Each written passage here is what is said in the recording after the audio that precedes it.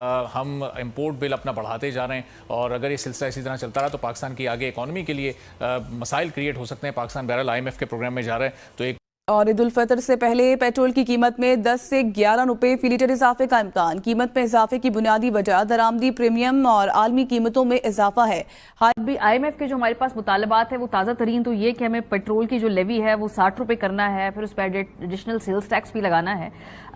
کیا پاکستان کے پاس گنجائش ہے کہ پیٹرولیم لیوی, چونکہ ظاہر پاکستان کو بڑی تعداد میں ٹیکس اکٹھا کرنا ہے اور اپنے ٹیکس ریونیو کو بڑھانا ہے, تو پھر پیٹرولیم مصنوعات کی قیمتوں میں اضافے کو بھی ایکسپیکٹڈ سمجھا جائے اور قومی خزانے کو ماہانہ 3 کروڑ 56 لاکھ ڈالرز کا نقصان ہو رہا ہے. تو اس مد میں اس کو ریکور کرنے کے لیے اب یہ صورتحال پیدا ہوگی جہاں عوام کے لیے بری خبر. پیٹرولیم مصنوعات کی قیمتوں میں اضافے کا امکان. اوگرن نے قیمتوں میں رد و بدل کی سمری تیار کر لی ہے. کر سکے یا یہ جو پیٹرول کی قیمت کا اضافہ ہے یہ نان نیگوشیبل ہے, یہ بھی کرنا ہی پڑے گا. اور کرنا تو اس وقت پیٹرول کی قیمت کتنی پھر اپروکسیمیٹلی بڑھانی پڑے گی گورنمنٹ کو, ایک رف اسسمنٹ کیا ہے؟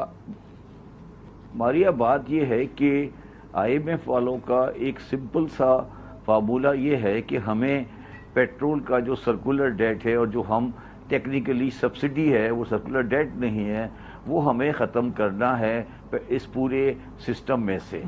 اچھا, اب ہماری بدقسمتی یہ ہے کہ وہ سرکولر ڈیٹ اور جو پورا پاور سیکٹر میں آ رہا ہے اس کے بہت ساری وجوہات ہیں, جس میں سے ایک بہت بڑا وجہ بجلی کی چوری ہے, ہمارے پلانٹ کی انیفیشنسی ہے.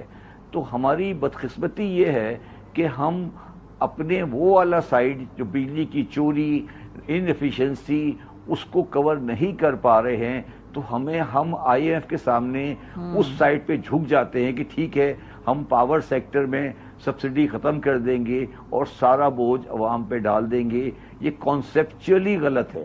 ان کی بات بھی ٹھیک ہے کہ آپ اس مد میں سبسڈی کیوں دے رہی ہے گورنمنٹ آف پاکستان بجلی کی مد میں, مگر ہمیں سبسڈی اس لیے دینی پڑتی ہے انڈائریکٹلی کیونکہ ہمارا سسٹم میں چوری اور انیفیشنسی ہے جو ہم صحیح نہیں کر پا رہے ہیں, اور نہ اس کو صحیح کرنے کی ہمیں کوئی بنیادی کوشش نظر آ رہی ہے.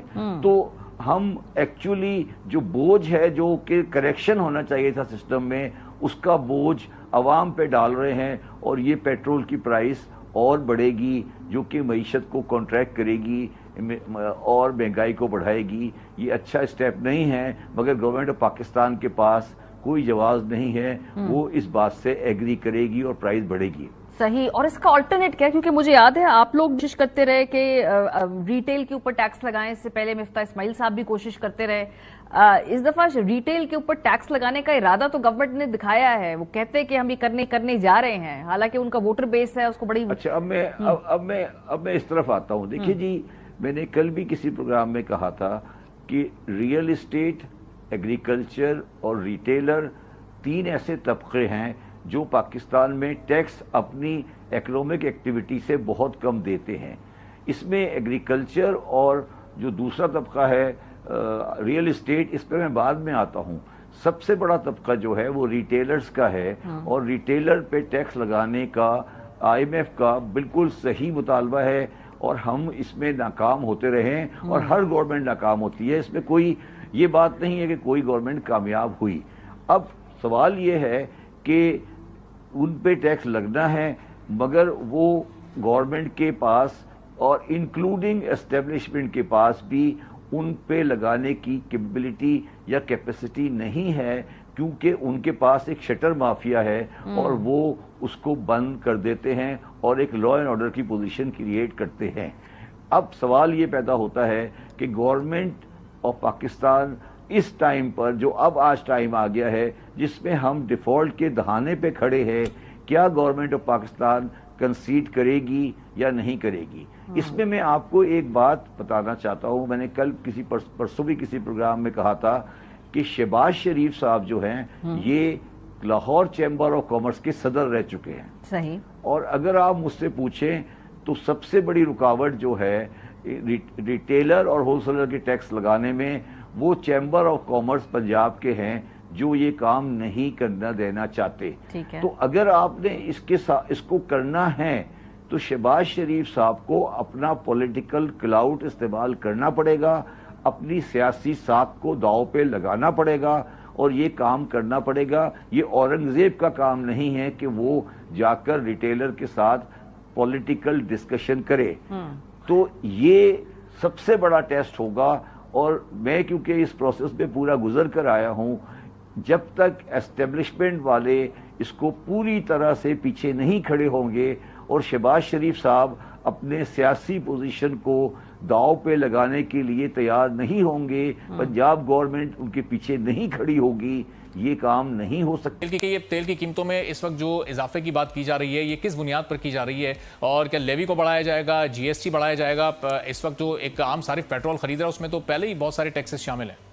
یہ جو میڈیا میں چل رہا ہے کہ 1 اپریل کو پیٹرول پرائسز جو انکریز ہوں گی, اس کا بیسکلی جی ایس ٹی یا پیٹرول لیوی سے کوئی تعلق نہیں ہے. انفارچونیٹلی انٹرنیشنل مارکیٹ میں کروڈ آئل کچھ مہنگا ہوا ہے, جس کی وجہ سے یہ جو انکریز ہے پرائس پہ جو ہم اینٹیسپیٹ کریں گے مجبوراً کرنا پڑے گا گورنمنٹ کو. ویسے بھی کوئی فائنینشیل حالات اتنے اچھے نہیں ہیں گورنمنٹ کے, تو میرا خیال ہے کہ شاید یہ فرسٹ کو اتنی پرائس انکریز ہوگی. آگے یہ گورنمنٹ کا پروگیٹو ہے کہ وہ کتنی پرائس انکریز کرتے ہیں, آدھی کرتے ہیں, شاید یہاں بالکل بھی نہ کریں. سر نمبر 1 تو یہ چیز ہے.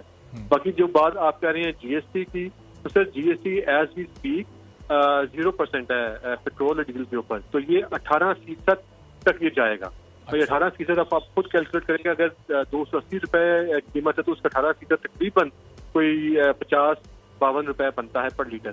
یہ بھی دیکھنا پڑے گا جی کہ گورنمنٹ اس پورے کے پورے انکریمنٹ کو 1 go لگاتی ہے یا ان قسطوں میں ہم اس کے اندر ڈالے گی پرائس پہ.